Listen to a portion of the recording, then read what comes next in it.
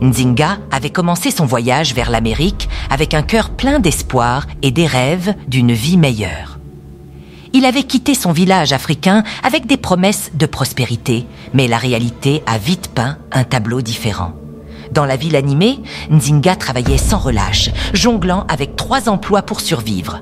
Malgré ses propres luttes, sa famille en Afrique demandait constamment de l'argent. Leurs suppliques incessantes transformèrent ses rêves en un lourd fardeau. Nzinga se sentait comme un esclave, non pas de la terre où il était venu, mais de la famille qu'il avait laissée derrière lui. Une froide soirée d'hiver, épuisé et accablé, Nzinga prit une décision audacieuse. « Plus jamais », murmura-t-il à lui-même, « je dois vivre ma vie ». Avec cette résolution, il arrêta d'envoyer de l'argent chez lui, choisissant plutôt de se concentrer sur la construction de son propre avenir. Pendant cette période de détermination renouvelée, Nzinga rencontra Larita. Elle était différente de toutes les personnes qu'il avait connues. Nzinga trouva en Larita une partenaire qui comprenait ses luttes et soutenait ses rêves. Quand Nzinga envoya des photos de Larita à sa famille, leur réaction fut rapide et sévère. Il ne pouvait pas accepter Larita, non seulement à cause de son apparence, mais aussi parce qu'elle n'était pas africaine. La désapprobation faisait mal, mais l'amour de Nzinga pour Larita était inébranlable. Il décida de se concentrer sur leur avenir ensemble, laissant tomber les chaînes familiales qui l'avaient lié pendant si longtemps. À l'approche de leur jour de mariage, l'excitation remplissait l'air. Cependant, la famille de Nzinga, amère et rancunière, se tourna vers des forces obscures.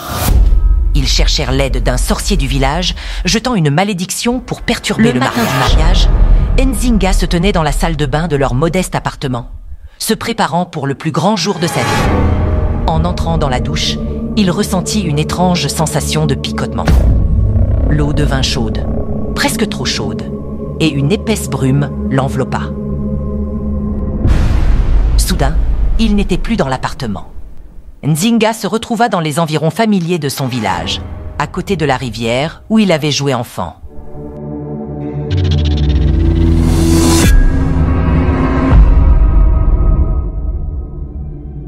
Confus et désorienté, Nzinga regarda autour de lui.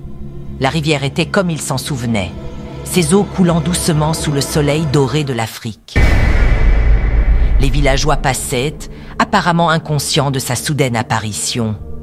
C'était comme s'il avait été transporté dans le temps, à un endroit où ses rêves avaient pris leur envol pour la première fois. Alors qu'il se tenait près de la rivière, une voix appela son nom. C'était le sorcier, drapé dans des robes traditionnelles, ses yeux brillant d'une lumière mystérieuse.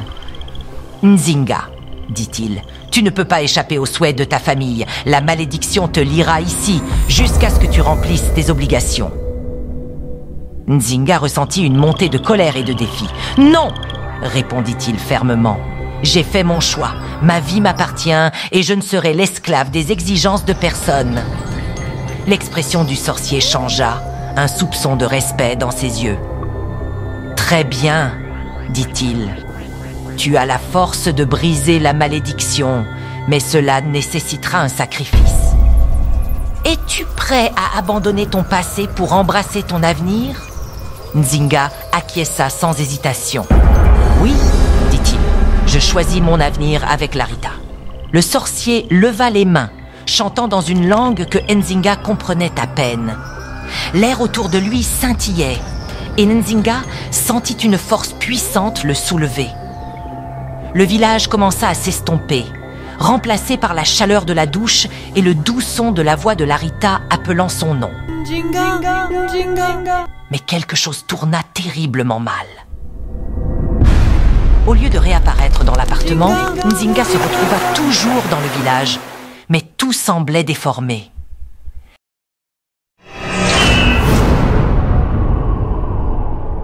Les villageois le regardaient avec des yeux écarquillés, chuchotant entre eux. Nzinga essaya de parler, d'appeler à l'aide, mais aucun son ne sortit de sa bouche. Sa voix était partie et son esprit semblait piégé dans un brouillard de confusion. Les jours se transformèrent en semaines et Nzinga erra dans le village, ses yeux vides et son esprit brisé. Il était devenu muet, l'ombre de l'homme qu'il était autrefois. Les villageois, perplexes face à sa réapparition soudaine et à son état, ne pouvaient rien faire d'autre que de regarder et se demander. L'ancien Nzinga, fier et déterminé, était maintenant un mystère vivant, un homme maudit et brisé. De retour en Amérique, Larita était frénétique. Nzinga avait disparu.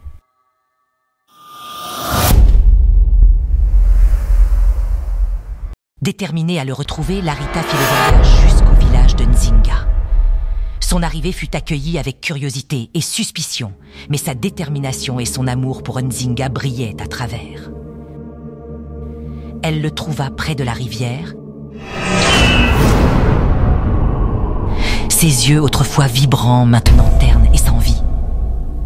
Les larmes coulèrent sur son visage alors qu'elle l'enlaça, murmurant des mots d'amour et de réconfort.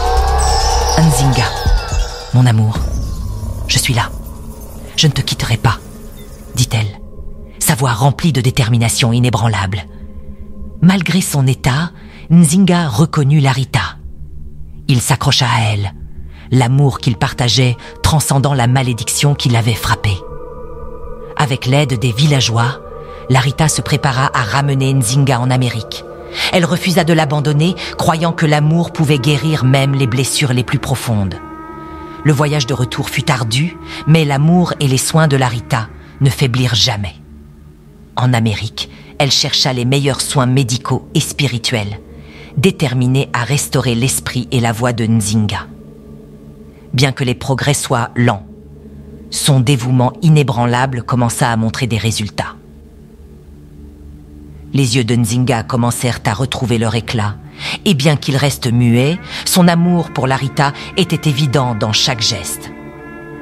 Leur histoire d'amour, autrefois remplie d'espoir et de promesses, avait affronté des épreuves inimaginables. Pourtant, c'était cet amour même qui les avait fait traverser les moments les plus sombres. Le lien entre Nzinga et Larita se renforça, prouvant que le véritable amour pouvait résister à toute malédiction, à toute distance et à toute difficulté. Et ainsi, dans la terre où Nzinga avait cherché une vie meilleure, il la retrouva une fois de plus, non pas dans la richesse ou la liberté des obligations, mais dans l'amour inébranlable de la femme qui refusait de le laisser partir. Leur histoire devint un témoignage du pouvoir de l'amour, de la résilience et des liens indéfectibles qui nous connectent à travers le temps et l'espace.